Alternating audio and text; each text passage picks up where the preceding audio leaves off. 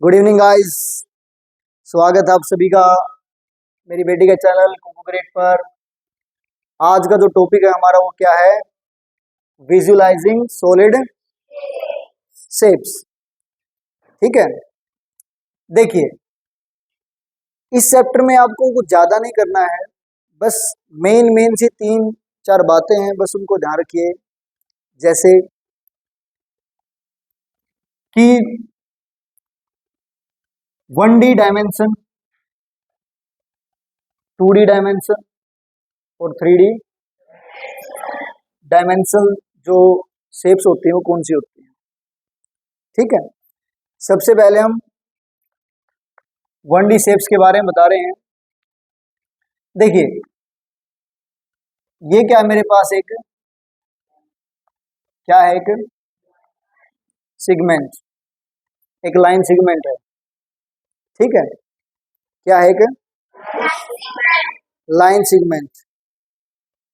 इस प्रकार की जो भी शेप्स होती हैं,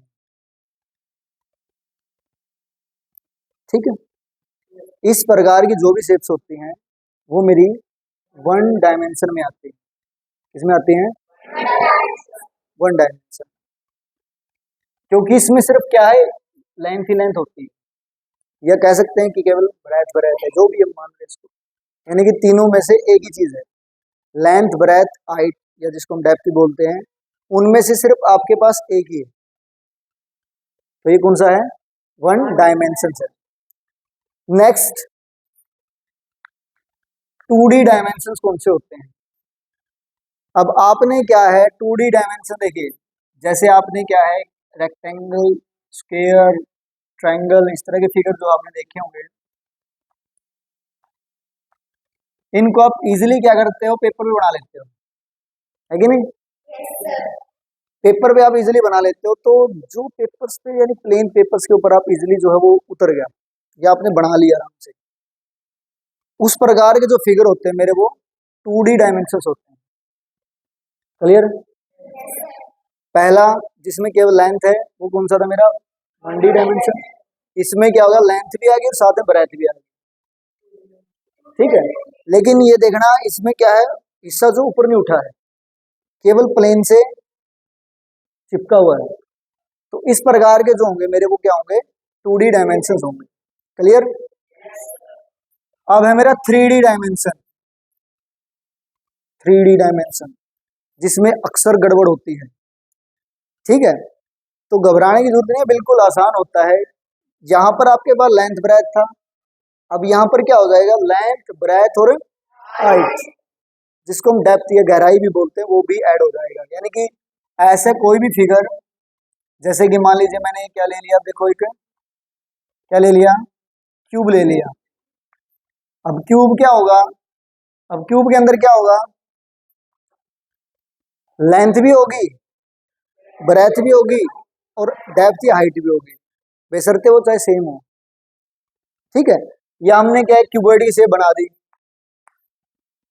ठीक है, क्यूबॉइड की शेप बना दी, इसमें भी क्या होगा, मेरा लेंथ होगा, ब्रेथ होगा और हाइट होगी। तो इस प्रकार के जो फिगर होंगे उनको आप क्या बोलोगे? 3D डायमेंशन बोलो। क्लियर?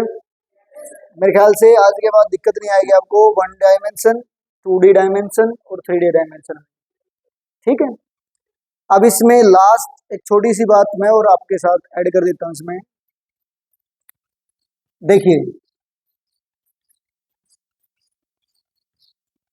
जो मोस्ट इंपोर्टेंट है वो चीज क्या है, आपके पास मान लीजिए, देखिए ये क्या है, क्यूबॉइड है।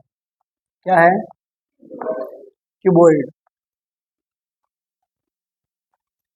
अब बच्चों क्या है, ये क्लियर नहीं होता कि 3D डायमेंशन फिगर में फेसेस कौन से हैं, वर्टिसेस कौन से हैं और एजेस कौन से होते हैं। ठीक है,